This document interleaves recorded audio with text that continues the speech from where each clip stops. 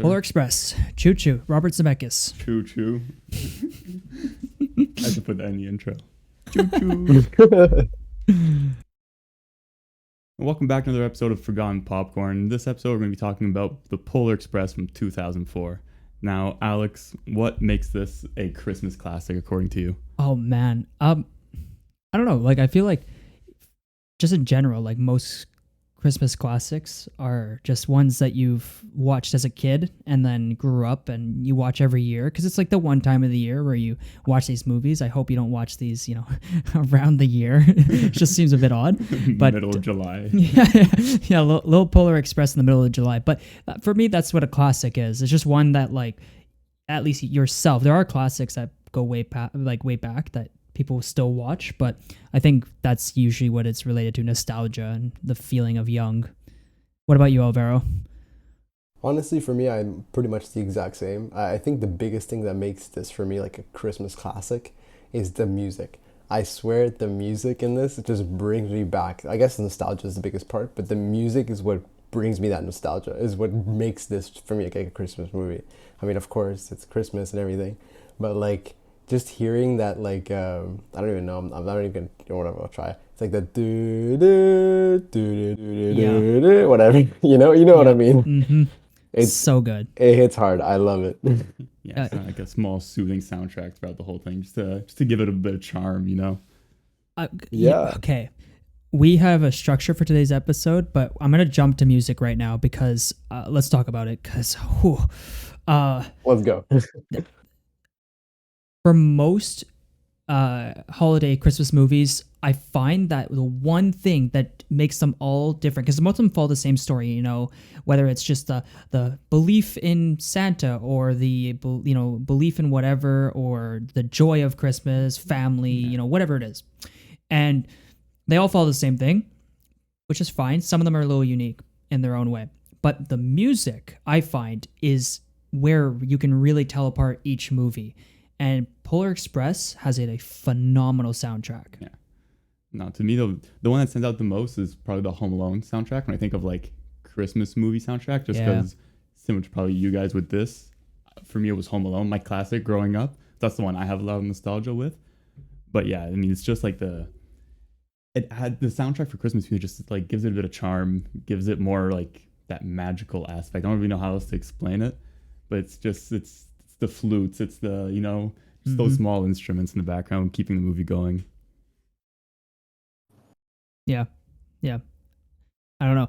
Do you guys like, I feel like there are certain movies that have like this really good soundtrack that you could legitimately just listen to on, like, I don't want to say like any time of the year, but like it reminds you of the holidays, but it's not just that. There's like something else with it. And I don't know if you guys have watched Elf recently, which is another classic, but I've never seen Elf. Okay. So if you ever have, if anybody listening has ever watched Elf, let us know if you enjoyed the soundtrack from that, because it's actually very similar to Polar Express in a lot of ways. And I actually like the initial sequence of each of the main themes are very, very similar. And I love it. It's so good. Alvaro, have you seen it? I have. I've seen it so many times. I think I've seen it over like 5 times. It's so good. I think for me, it's one of those like Christmas classics, right? It's like Elf, Polar Express, Home Alone. All these movies are just like Christmas classics for me. But like Polar Express and Elf, I guess now that you're mentioning it, their music is very similar. Maybe that's one of the reasons why for me it's like a Christmas classic. I don't know. I love Elf. It's like such a goofy but like heartfelt like Christmas movie. I don't even know. I love it. Will, you gotta watch it. Yeah, it's definitely one that's missing in my library there. That's for sure. Maybe it's just the fact that I grew up more French. Like, yeah, maybe we have another kind of like Christmas tradition, I guess. Like there's a TV channel that plays like a bunch of, I guess, like kids movies with like the Astérix et Obélix, the Lucky Luke, so like that's more what I associate with the holidays and Christmas. Like Polar Express, I think this was my second time watching it ever for this podcast. Never seen Elf. Home Alone is a classic, but other than that, we don't really have like Christmas classic music or music movies. Yeah. But I see that. Like, I feel like holiday movies are. I haven't watched a lot of like non-English holiday movies. The only other holiday movie that I've ever watched that wasn't mainly English was Joyeux Noel with our star from Inglourious Bastards, Daniel Brühl, or however you pronounce it. Oh. But that's a really good one. That's a really fun one. It's a war related one. If you haven't seen it, please go watch it. It has a phenomenal soundtrack as well. Speaking of, yeah, I find like most holiday movies are pretty much the same. They don't really, change, how they do the format's the exact same. Yeah, at the end of the day, it's the same story that just keeps being told and told and told. With a slight spin every time. Yeah. But it's essentially the same thing like you were saying. It's all about family, friends, believing, the magic of Christmas. Yeah. Just changed a tiny bit. For sure. And I find though that's like, oh, sorry, what's sorry, that? no, I was just gonna say, bringing up like holiday movies. You, I know, have watched quite well, more than at least probably Will and I, Hallmark movies, which follow the same, sort of formula. And even those are not bad. Like, they're gimmicky, but they're fun. Like, what do you think? You've watched more than I have. That's for sure. I mean, listen, they're fun, but they're at some point they do get like a little repetitive. There's all the ones that are on Netflix. I've pretty much seen like all the Hallmark ones. Like me and my girlfriend, we just watch them, even when it's not their holidays. We just watch them because they're fun. And it's not the fun that you watch like Elf, for example, and you think, oh, it's fun. It's a different kind of fun. It's like you kind of almost cringe kind of fun. But it's goofy, it's cringy, but it's also heartwarming. It's Christmas. I find I like Hallmark movies are just like another kind of pinpoint for Christmas. It's something people like comfort to, and it's so good. I find comfort in the Hallmark movies. It's so good. They don't have the iconic music either too, but they're good. Okay. If anything, they probably have some of the most generic music. Yeah, whatever copyright free, I was gonna right? say, just go on YouTube, copyright free music. There you go. That's the way to do it.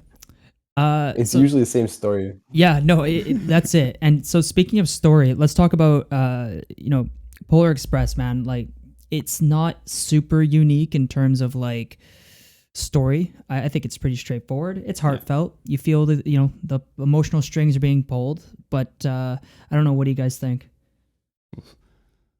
Honestly, not much. Like I said, it was like my second time watching it, and after I was done, I was like, okay, like I see why it's a Christmas classic, but personally, I can do without watching it every Christmas year. Honestly, it's just so generic. There's, other than the cinematography, which we'll get into a bit later, I found it to be pretty simple, straightforward, absolutely nothing special in my opinion.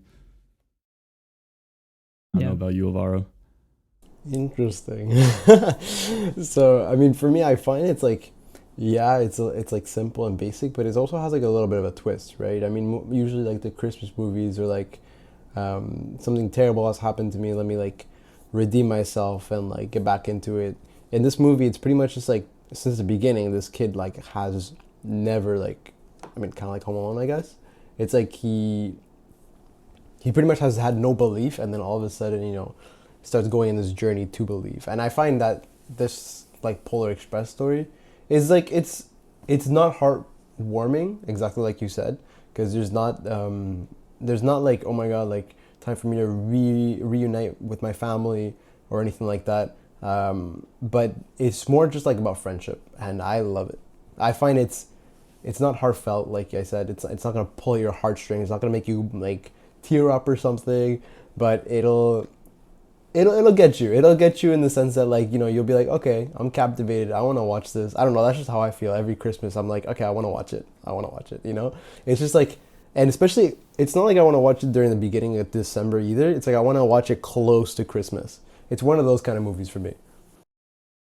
Fair enough. Like I said, I mean, I didn't grow up on this at all, so maybe that's where my point is coming from. Yeah. But I mean, there's nothing really super special going on here.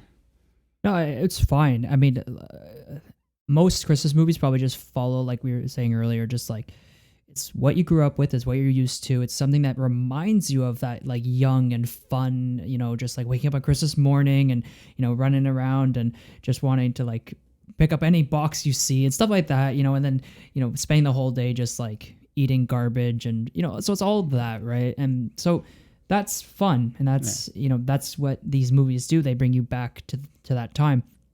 But I find like even, sorry, even when you, my God, what happened to my voice?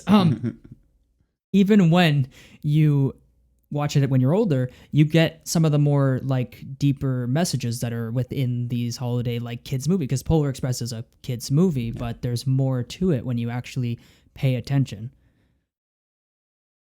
Yeah.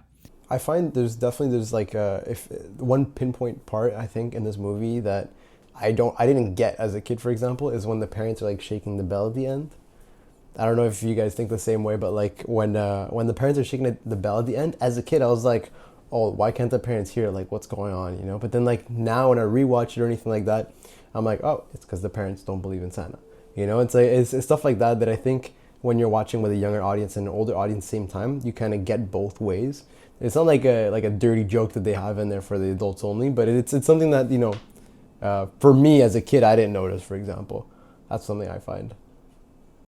Yeah, I mean, I noticed it obviously, but as like a 5-year-old, I definitely would have it would have gone way over my head for sure. Yeah, I'm like, why aren't they hearing? Like, guys, what's wrong? They missed the volume here or something. But no, it's nice. Yeah. It's cute. It's definitely heartwarming in a way. Like I can see what you mean, but no, it's nice. It's hard to even, like we said earlier, the Hallmark movies, even those are still fun to watch around the holidays. And clearly people want to watch them because they just keep putting out like, what they start in November and they put one out like every week. So they like, it's crazy. But I like this movie, but oh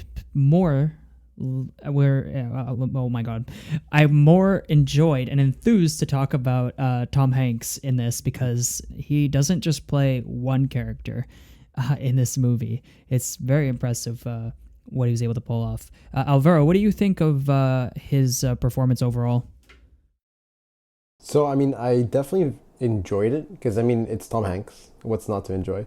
But I mean, actually, I don't really have any particular buts. It's Tom Hanks. I love Tom Hanks. I'm very biased on that, I guess. Like, I love Castaway. I love Terminal. I love all these movies. But, like, hearing him as the conductor, hearing him as, the hobo or the magician, the ghost, or hearing him as Santa Claus and the dad and everything, it's so fun because you hear him in all these different places and you're not expecting it at first time that you watch it, and then it shocks you, but it's fun. It's Tom Hanks.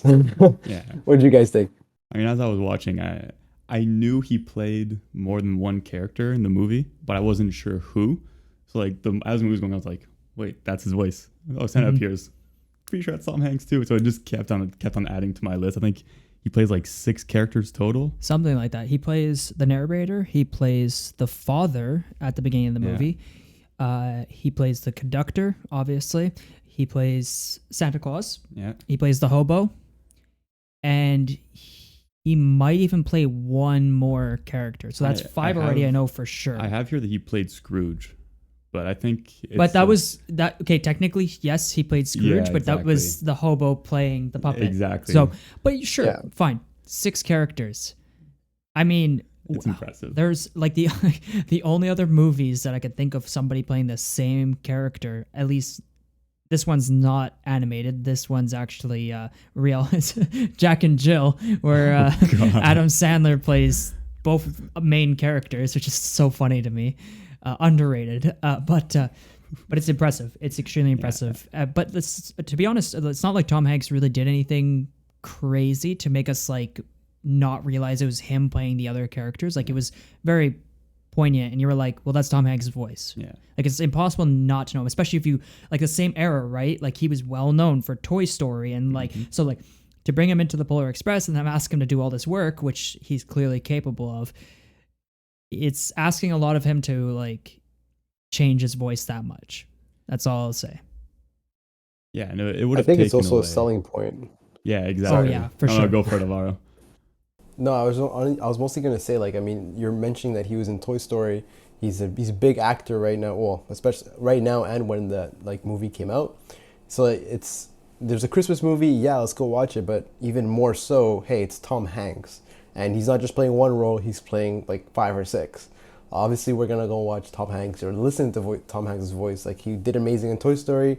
Let's go see it. And I'm sure. I mean, I'm sure we'll get into the box office in a little bit later on, but this movie definitely like must have had at least a little bit like of a good running at like opening weekend just because of Tom Hanks. I wouldn't be surprised. The name alone should be enough to, especially early 2000s like that. Like, and it's funny that you mentioned Castaway, Alvaro, because that's same director as this, Robert Zemeckis. So they've worked multiple times together. You know, Forrest Gump, same director actor duo, Castaway, and now this. So that should have been enough to drag some people in to the theater for sure. Oh yeah, for sure. I mean, yeah, even Robert Zemeckis, like alone, his name alone. I mean, he's Back to the Future. Yeah, I know. That's all you have to say, right? Insane, absolutely insane. He's so good in everything. Alvaro brought up box office. Now, usually we do a quiz around the box office, but I'll be honest, with the holidays swinging around and everything, I didn't bother with anything. But just for fun, I don't know if you could see my screen from here. I can't. I can see there's numbers on the screen. Okay. This is I just want to budget. Just guess how much the budget was for this. Now, you guys know that this is I don't know if I think it's one of the first movies to be completely CGI rendered. There's like it's insane. The first feature length that is fully motion capture. That's it. Motion capture. That's the correct term. So it's very impressive. So what do you guys think the budget was for a first ever full feature? I don't even know how to guess that. Robert Zemeckis. He's already done a lot of work. So random number, 50 million. I mean, you have Tom Hanks in there. Expensive. I'm going a bit higher than that, honestly. All right, Alvaro. Throw a number out there. I think I'm going to go like 90 million. All right. You're both, technically Alvaro's closer, but you're both very off. It was 165 million. Okay. Yep. And it's an insane amount. And it only made 318 million worldwide, which I mean, is still good return, but I mean, especially for 04. Yeah, 04. There was no movie making billions of dollars back then. No, I'll double check what was happening around that time while you guys talk a little bit about the what do you guys think of the CGI and the fully rendered motion capture? I mean, like I said, first time it being fully done for a feature length, everything mocap. So for the time and the context behind it, looks great, looks fine. Fast forward 20-ish years, it definitely doesn't hold up with the blank stares and the it kind of looks like the characters have no soul, you know? I don't know how else to say it, but there's like no one behind the eyes. There's dead. I kind of agree with you, Will, because it's like back then, yes, you see it, you're like, oh my god, this is crazy technology. I wonder how they're doing this. But right now you look at it and it's almost creepy like. It's very creepy, like I find at some points. It's not Coraline kind of creepy because I'm creeped out by Coraline, but it's like creepy. Yeah, 100%. I have the list of movies that came out around it now. The only one of at least in the animated genre was The Incredibles. So that was the only other. Wow. Animated movie that it had to compete with, at least. Oh, and whoa, is it that old? I see SpongeBob SquarePants the movie, which I didn't know was 2004. Wow. Yikes! I remember watching that many times. Yeah. Okay, so technically it was 3 movies. It looks like I'm going through November here. Yeah, pretty much. That was actually December. Nope, that was November. Anyways, point is, The Incredibles. By the way, 631 million grossing. Obviously. Shocker. And that had a budget of 92 million. So, everybody look at your screens if you're not already. Alvaro's cat has made an appearance. Sorry, guys. Amazing. Love it. Uh, we'll have to have him as a guest. Of But course. yeah, He's a exactly. crazy guy. Sorry, guys. Go on. Go on. Yeah, I mean, you have the Incredibles and technically SpongeBob, which I actually didn't check how much that made, but That's crazy. That SpongeBob came out at the same time. SpongeBob did 140, but it had a budget of 30, so good return. Uh, I don't understand budgets from yeah, they're like all that over the time. place. I don't understand. Yeah, but Okay. going back to this full featured length, motion captured, not a common thing to do. I mean, we're talking like it looks like a PS3, PS2 game. It looks bad. Yeah. But with that being said, it's not bad enough to pull you out of the movie. And the way that Robert Zemeckis uses it is smart, because there's a lot of sequences, and I guess we'll go a little bit into the cinematography now, and there are so many long shots in this movie. There are like 5 or 6 I can think of Easily. Yeah. Chasing the ticket, that's the one that comes to mind. That's a big one. I don't know, do you guys know any more? Alvaro, do you know of any other long sequences? When they're trying to make their way back, like hearing the ding. Oh yeah, that's a really long one. Yeah, I mean, yeah, I guess, yeah. I mean, there are some, like, when they're going between the factory, I guess there might be like a couple cuts here and there, but yeah. It's I'm right that. Yeah, it's crazy. Yeah, the one I have written down is like the opening scene. Oh when, yeah. when we first start in his bedroom. Yes. I don't know if it's because it's the opening scene, so they need to grab your attention straight away, but man, the camera movement there. Yeah.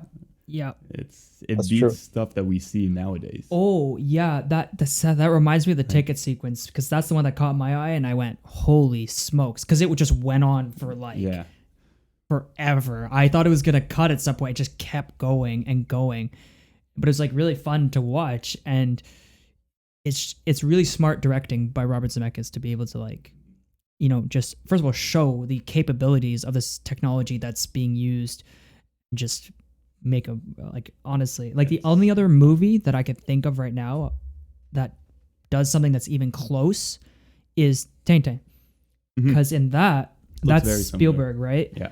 He has a lot of sequences like that, and they're really beautiful to watch. So if you haven't watched that, guys, you should take a look at that movie. I'm guessing Tintin was also mocap, right? More than likely. Because it looks very similar, but just updated. Updated graphics, yeah. But no, that's literally one of the notes I wrote down, is that each shot in the Polar Express just flows into each other so well. And I wrote that it's reminiscent of a Spielberg film, because that's always what stands out to me in Steven Spielberg movies, is how each scene, each shot just flows super well into each other. And this, I could have made an argument saying this was a Spielberg movie from the start. The camera movement is more than we see, and forget just animation, in any real movie, any live action. The camera's moving all over the place in the scene and zooming super close, and I don't know, it was really fun to watch. That's the one standout thing for me from this movie, is the cinematography. Absolutely. Alvaro, what was your initial reaction to the quality, visually? Because a lot of people are shocked. I mean, I'm remembering it watching it as a little kid, thinking, "Oh my God, this is crazy! They look so lifelike." As a little kid, which is crazy, right? I mean, when you're a kid, you're looking up at it and you're saying, "Oh my God, it looks like real human beings. Oh my God, why is that person that actually looked like Tom Hanks?" But recently when I saw it, but I know it's not the best, but in my mind I still keep just thinking oh, it's 2004 film, right? I keep thinking it's a film from 2004. It's I don't know, I'm pretty biased in when the movies come out, so I'm not judging it too much, but I am when as soon as you're comparing hey, SpongeBob came out at the same time, and Incredibles came out at the same time, okay. Yeah, that's a pretty big difference. Now it's putting more perspective into it. But when I just recently saw it, I didn't really think too much of it, because I knew it was from 2004. But I remember my initial reaction when I was a kid, thinking it was like lifelike, and I was like stunned. But obviously not anymore. So speaking of like just the achievement of its own of like the cinematography and the new technology that's being used, I went and just quickly looked up what it was even nominated for. In 2005, for the Oscars, it was nominated for achievement in written music for motion capture, so original song, which is the Believe song, if anybody's wondering. Best achievement in sound mixing and sound editing. That's it. It did not win. It was only nominated, and that's it. But like we said earlier in the episode, what's great about this movie? Yeah, sure, story's straightforward, but the music is really good. And it's really what carries the movie. And I especially love the end sequence where it's holy smokes, I'm forgetting who the musician is right now. You guys know what I'm talking about? The very end of the movie, it's what's his name? Talk about the composer? No, it's Okay. it's they got a well-known singer, guitarist from a band, and I Is can't. Josh Brolin?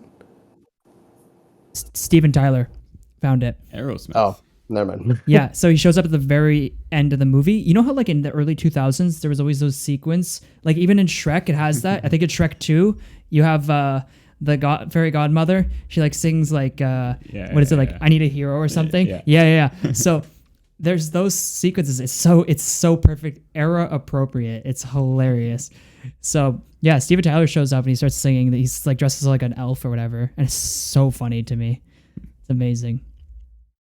I just had to search it up real quick because you mentioned Oscars and you didn't mention animated feature. There was only 3 nominees for Best Animated Film in 2005. The Incredibles, Shark Tale, and Shrek 2.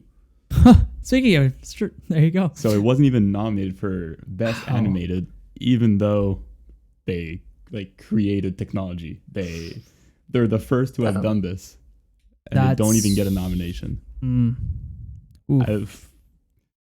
I was really expecting you to say, "Oh, and it won Best Animated," but nope, Yeah. nope. It was The Incredibles ended up winning over Shrek 2.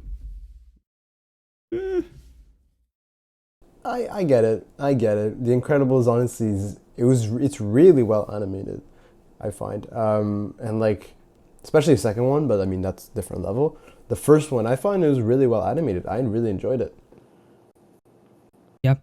I mean, I'd have to rewatch it because it was one I watched a lot as a kid. yeah. But as a kid, like you said, Alvaro, everything looks good. So Yeah. I wonder if that's one of the movies that still holds up to this day. Probably, but again, it's similar to a lot of the early 2000 works. We just think it holds up, and then you watch and you go, I don't know if this is that good. Mm-hmm. But I'm sure they do. It's fine. Don't worry about it so much. We're not going to critique some of these movies that hard. It'd be pretty harsh. Now, if a movie like that came out, I don't know, let's say, 6 or so years ago with a face swap that may or may not have worked in a particular Disney movie called Tron, then that would be a different story. Little shout out to our Tron episode. If you haven't had a chance, go check it out. It's very fun. But yeah, it's just like you're what Alvaro said. Just what era it is. Understand, at least if you watch enough movies, you understand where the technology is, and if you're able to understand that, then you're good, and you'll enjoy it for what it is. You're not expecting it to be more. Yeah, that's a great way to put it. Any last thoughts on that, Alvaro? Anything you want to add? Nothing. I'm good. It's a bit hard to communicate over, the video chat, but we're doing good. Yeah, we're trying something new here. If anybody's new, which I'll take the moment real quick to say thank you to everybody who has joined us recently. We don't usually do it this way. We're a little bit in a different situation today, so we're trying our best. So thank you overall for putting in the effort and being here today. See, it's really good. It's Thank you. It's really awkward. I got it a bit delayed. It's No, thank you. Yeah. It's fun to try it out, and I mean, hey, you guys get to see my cat and my Christmas tree, so. There, perfect. See, Beautiful decor. the tree I have is blocked because it's short, so it doesn't work so well. Oh well. I wanted to talk about the main character, the boy, in it, because oddly enough, there's two actors named for the main character, which is just like What? really weird. But Yeah. like when you think about it, I don't see where both of them are used. Only one of them is constantly used. So I don't know, Alvaro. What did you think when you heard that there's two actors for the role? I'm gonna be honest. I did not know that. I thought there was two actors originally.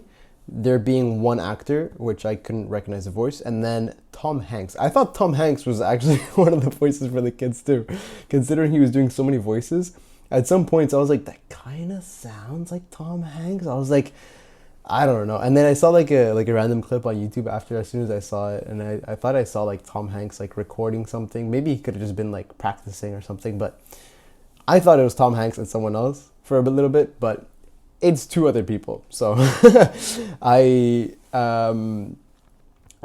think the kid's voice is fine, but I didn't notice too much of a difference like throughout the movie, to be honest.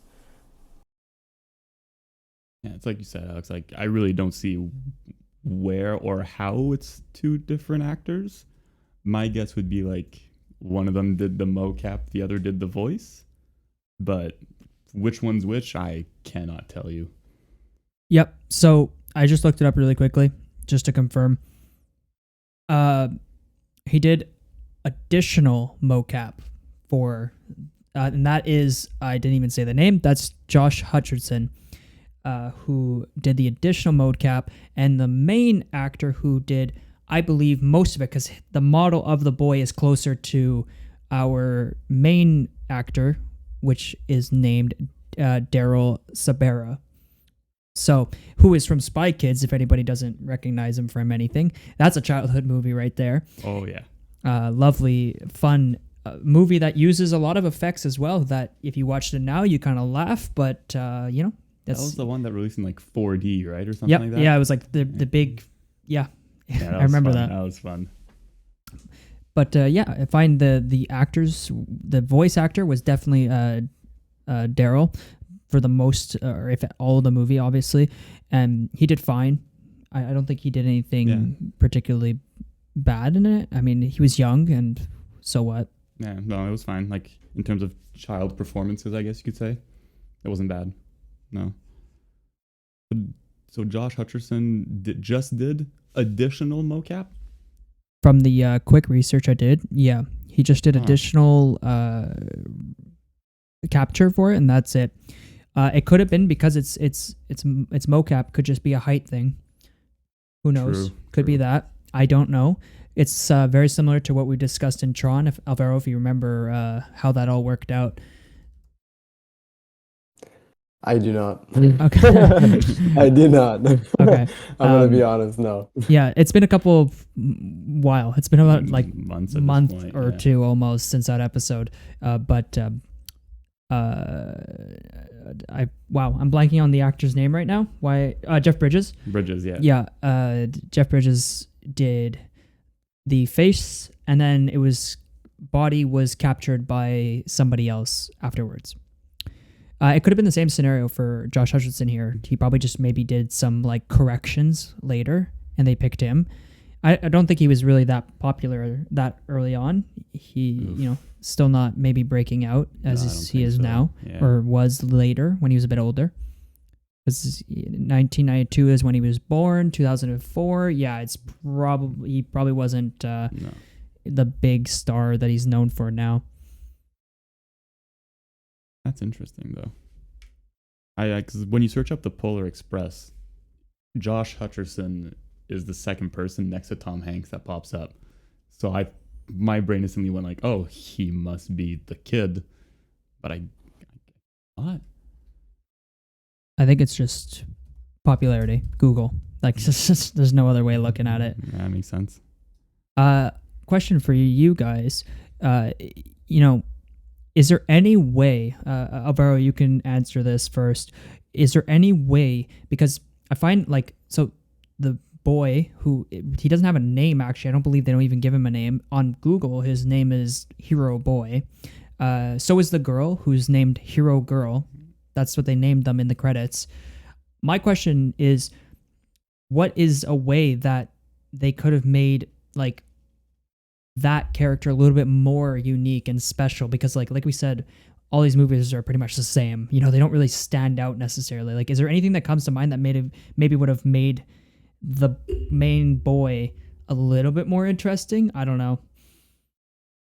I feel like if even towards the whole end of the movie, he just still didn't believe, that would have been a little like twist. Because the whole point of the movie is that he's trying to believe and he's like trying to see this whole thing. But like, what if at the end of the movie, he's like, oh wait, actually it was a dream. Never mind, I don't believe. I feel like that would have been a fun twist to see at the end. That would have made this movie a bit more unique. But then again, that wouldn't have made it more of a Christmas special, because I guess the Christmas really needs to have like a happy ending. They need to believe in Santa. They need to be happy, right? So I don't know. I feel like that's like off the top of my head, like something that could have been done to kind of like spiral things up. But other than that, I don't really think so too much. I mean, other than giving them an actual name to really make themselves more unique. But to make the movie more unique, I think that's maybe something they could have tried. I think it might have worked. Well, I don't know. We'll never know, right? What do you guys think? I'm just looking. I don't think any of the kids actually have, like, I don't think they're given names. No, Hero they're boy, not. hero girl, the yellow shirt guy, they call him Know-It-All. But yeah, probably giving him a name in a movie where no one else has a name definitely would have made him stand out more. But I like your perspective though, Alvaro. It makes it funny to me. Like, as an adult looking back on it, imagine if at the end he's just like, yeah, this bell's not working, throws it out the window or something. Yeah, exactly. As That a would've been kid, good. it would have ruined the movie. But looking back now, like, yeah, it would have been pretty funny. That would have been hilarious, actually. That would have been a great way. Yeah. It's hard to talk about certain holiday movies because they all follow the same script. So you kind of run in a circle at some point. Like, if you clip any of these moments, you could probably fit it into any Christmas movie in the past 20 years because they're all just the same, right? Yeah. So it doesn't mean they're bad, but it comes back to the same thing. Just without that like nostalgia and like wonder and whatever, you don't really, it might not hit the same or at all unless it shouldn't have to rely on that. It's very much like Spider-Man No Way Home. Huh. Yeah. Interesting. Yeah. I'm gonna say that. Yeah. Sorry. No, it's true. Without the two other Peters, I don't think it's that good of a movie. So we've discussed a lot of different Christmas themes and, just sort of, the messages and stuff like that. They all follow the same thing. Now, like I said, Polar Express is a unique movie and did a lot for the progression of mocap and whatnot. But I want to ask you guys, since this is our holiday episode, and to everybody who's watching, happy holidays, and I hope you're spending it with the people you love and are enjoying the relaxation of and comfort of others, and or whatever you want to do. I hope you're doing it and finding the time to do it. What I wanted to ask you guys, since we're now in the holiday episode and we're all watching all our holiday movies, I wanted to ask you guys what holiday movies you've seen so far and which ones stood out to you. Alvaro, do you have any ones that you would like to talk about? I've seen Spirited. I don't know if you guys have seen it. It's with Ryan Reynolds and our boy Will Ferrell. So it's kind of like a different take on, I think it's called The Christmas Story or A Christmas Carol. Oh my god, I'm completely blanking on the name. But it's like a different take because like now you're seeing Ebenezer Scrooge and basically him. Sorry? Yeah, no, you're right. It's a Christmas Carol. Carol, yeah. A Christmas, okay, yeah, so A Christmas Carol. So it's basically a different twist on A Christmas Carol. And like you're basically seeing Ebenezer Scrooge trying to do what happened to him in A Christmas Carol, but to other people. And Ryan Reynolds is one of those people. And it's a very modern take on it, and it's very fun. It's almost like a musical kind of, but it's it was a fun movie to watch. It wasn't nothing crazy. It was just like a fun Christmas movie that I enjoyed that I saw recently. Yeah. That's good. Fair. I completely skipped on Spirited when it came out last year. Well, Maybe I'll watch it this year. I just saw Apple associated with it and I skipped it immediately. I'll be completely honest. And also, at least to me, Will Ferrell will always just be Elf. Like, that's it. Like, I watch him in any other holiday movie. It's just not going to be the same. Yeah, that's fair. That's fair. That's my opinion. I don't know. Maybe I'll watch it. We're recording this on the 20th. Still got 5 days to go before you're technically allowed to be. Let me ask you guys, how early did you guys start, listen to the Christmas music or whatever? I mean, personally, I haven't started, but my girlfriend's been listening to Christmas music since like June, July. Jesus. Nice. So, yeah. I'm kind of the same boat as you there, Will. Yeah. Jeez. Okay, well, okay. Yeah. I thought I was bad. I was like maybe mid-November. No, I think mid-November's fine. That's fair. Yeah, it's like mid-November is like good. 1 month, right? So it's like, Yeah. Okay. I was just curious because I know everybody has a different, sort of time when they start celebrating it and getting ready for it because it's a joyful time or whatever, however you want to look at it. But no, it's great. For me, I've watched couple of holiday movies leading up. Actually, let me open my letterbox here because I have watched quite a few. I watched like 3 in a day at one point because I was sleep deprived and wanted to, because why not? I watched, hold on, is this going to open correctly? If you guys haven't checked out our letterboxes, please do. They're all fantastic and you get a better idea of, who we are and what we watch. There will be an episode, by the way, now that I have your attention for that. There will be an episode coming out after this one where we discuss what we've watched this year and what our favorite movies were, things like that. So either way, what I've watched for holiday movies, I have watched Klaus, which is a fantastic animated movie. Obviously, Polar Express.